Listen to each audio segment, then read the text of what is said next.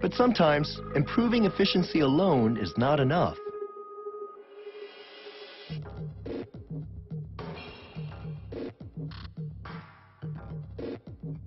To survive, some industries have had to abandon everything they do and radically reinvent themselves. This is a scrapyard in Decatur, Alabama. 140,000 tons of rusting metal baking in the summer sun. Waylon Daniels' job is to keep it all organized. We have different types, like this right here is shred. It's basically just shredded up automobiles. And we have plate and structural steel. It's like from bridges, ships, barges, buildings, rail cars that are out of service, they cut them up. This place might seem like a wasteland, but what you're actually looking at is a rebirth of America's most iconic industry, steel.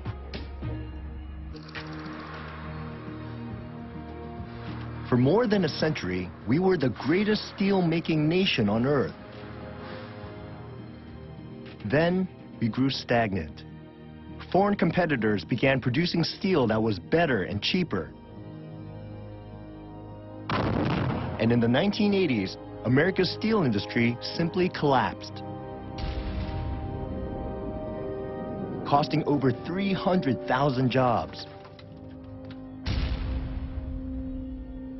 But looking among the ruins, one tiny company saw an opportunity and seized it.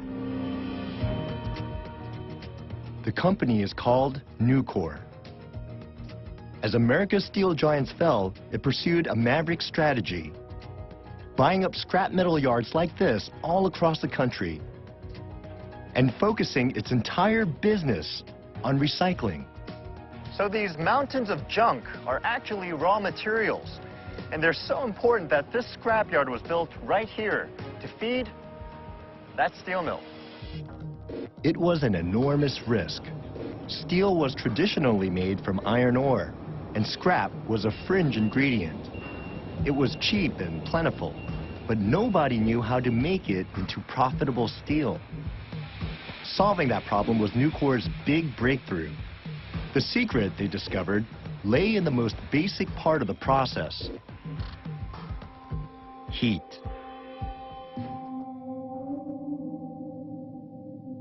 Right now you're looking at the furnace, electric arc furnace. Okay, so the scrap metal gets put over here and then you guys melt it down. Exactly. Dwayne Thomas supervises the melt team here.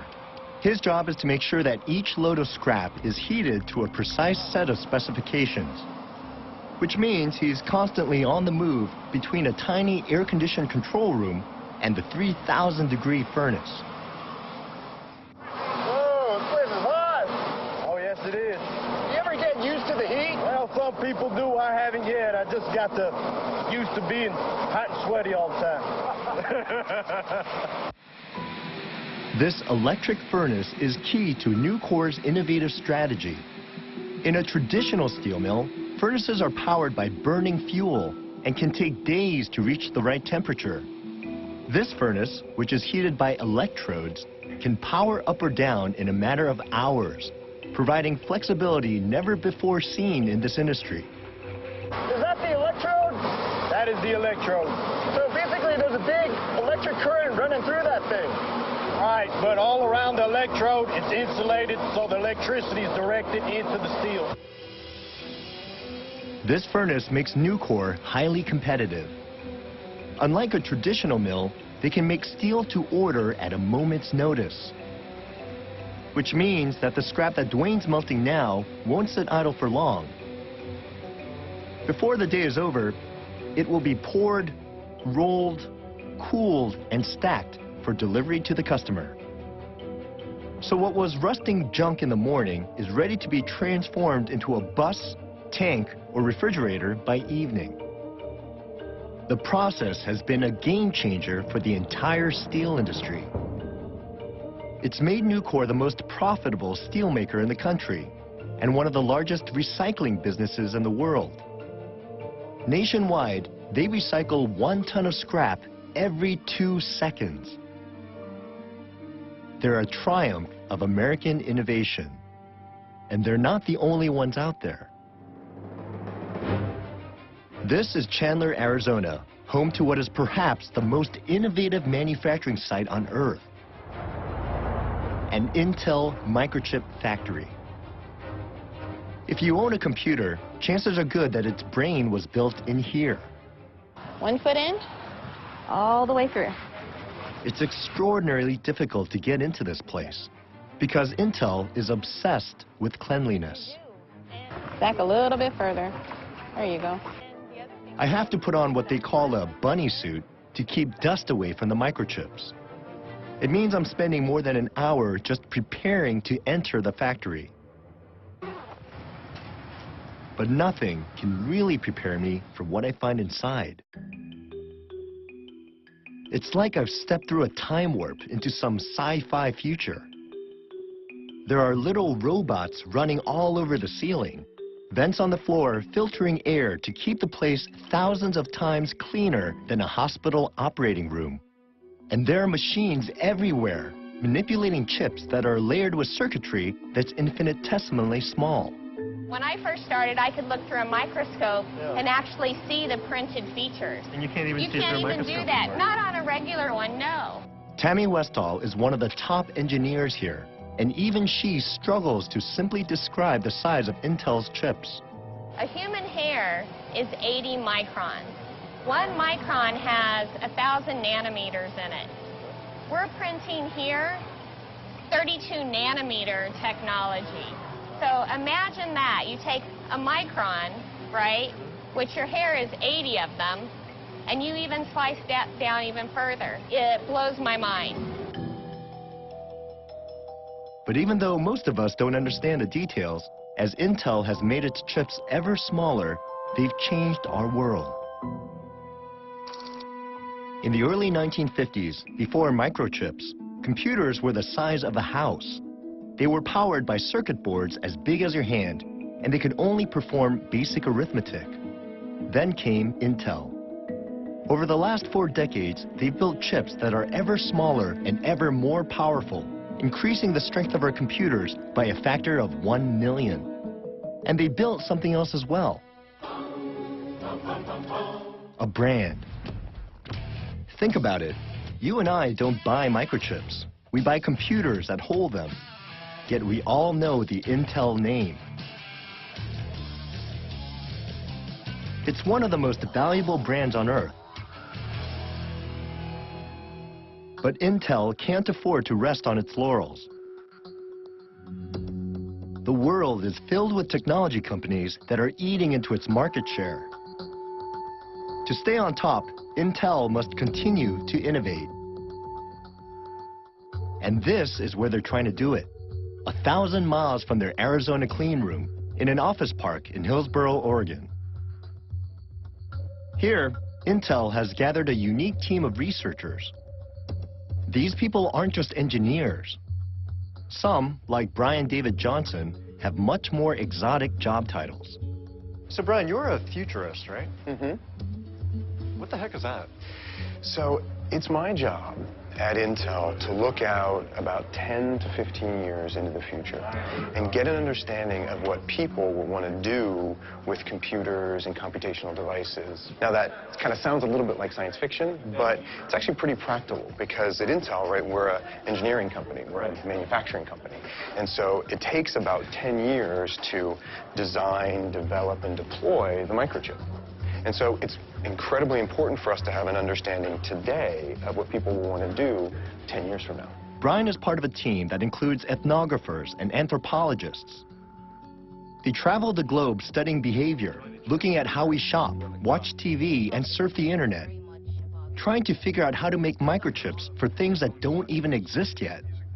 If people are watching internet video, if people are watching broadcast video, if people are watching all of these things, as Tony was saying, how do you combine all of those together? This isn't my idea of what a manufacturing company looks like, but that's the whole point. To keep its brand strong, Intel has had to step back from its hyper-clean plants and microscopic production techniques, back into this world, where the things that you and I do every day, whole clues to help them keep pace with the market. It sounds daunting, but this is how manufacturing evolves. Companies try things. Some fail, but many succeed. And all across America, I found companies thriving in surprising ways. Sometimes in the most unexpected places.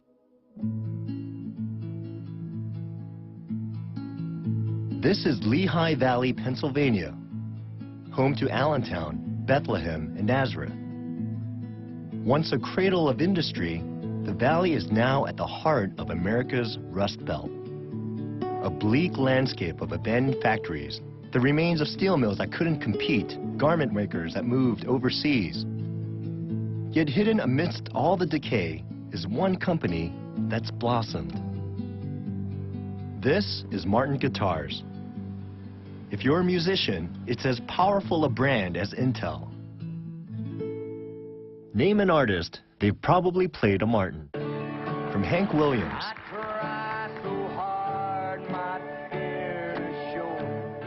to Elvis, Bob Dylan, to Kurt Cobain.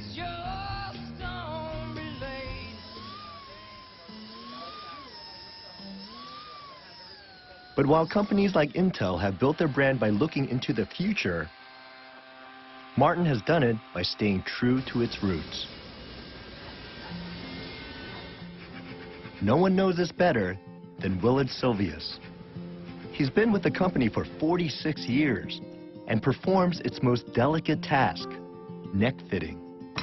You're setting the playability of the instrument right there. Uh-huh. Have you ever thought about working at a different company? No. Why is that? Martin's is the best. It's the best. Martin's is the best. What makes it the best? You, right? No, it's just that it's tradition. Looking around, you'd never guess this company has struggled. But it has. 30 years ago, Martin almost went bankrupt trying to stay competitive by expanding and outsourcing. A disaster that still drives its relentless focus on tradition today. There's a famous saying in Martin, which is, stick to your knitting. That's all we do. We just stick to one thing we're good at. We know we're good at making acoustic guitars. That's one thing we know, what we think we're the best in the world. We think we're the best that's ever been at making acoustic guitars. So why would you do anything else? Fred Green is Martin's factory manager. He runs this place like a mother hen, treasuring the craftspeople that make the brand special. Morning, Bert. Hi, how are you? How are you today? Okay, how about you? Hello. Hi. Nice to meet you. Every morning, I come in and grab a cup of coffee and just start wandering the floor and saying hi to everybody. How you doing? Some people say hi, some people don't. They get really focused on what they're doing. So they're really into their job, oh my God. perfectionists? OCD to the max around here. I mean, everybody is just, if it's just not perfect and just right, they just can't let it go. It seems like you could maybe automate a lot of this stuff, right? I mean, if you can figure out the specifications for the best guitar, couldn't you just replicate that using machines? Absolutely not. Absolutely not. I play other people's guitars, you know, and you know it's a machine-made guitar. The moment you pick it up and the moment you start to play it, you can get a cold feeling from guitars that feel too machined. Right. And guitars where somebody's sitting there and they're shaping that brace, and it's just a little bit different than the last one. You know, they're in the same spec, let's say, but it's just a little bit different. Fred may seem old-fashioned, but he's developed a clever business strategy. He knows that Martin can't rely solely on tradition. New instrument makers using new technologies are springing up all over the globe. So Fred's carefully refining Martin's factory, adding machines that increase productivity without sacrificing quality. The jobs that were crucial to the way our guitars sound and the way they feel, we didn't want to change those things. Okay. So you've tried to automate the non-value-added parts, the one that just requires kind of brute machinery. Right. But the ones where you actually require a high level of human skill. You try to maximize your production by applying those to the areas where it's most needed. Exactly. What happens if someone's working at a job that ends up getting automated or replaced? What happens to the worker? We just find another job for them in the factory. Or you keep them in-house? Yeah, we never let anybody go. When we do hire people, I always tell them our intention is to hire you for life. Really? And when you get here, you're not going to leave. The Hotel California, you check in, but you don't check out. Fred has increased Martin's productivity by 40% without dismissing a single worker. It's an inspiring story. And this place embodies the most basic thing I've learned about American manufacturing. It's thriving. We make a tremendous amount of stuff. And I'm not just talking about acoustic guitars or automobiles or microchips. We're making airplanes, farm equipment, pharmaceuticals, and more. Despite whatever you may have heard, America is actually the #1 manufacturing nation on Earth. Some of our most traditional industries are riding a remarkable wave of innovation, and new ones are springing up all the time, spurred by something that's changing everything about what we make. But to get a good look at it, you need to leave the floors of our factories and head to a remote place like this.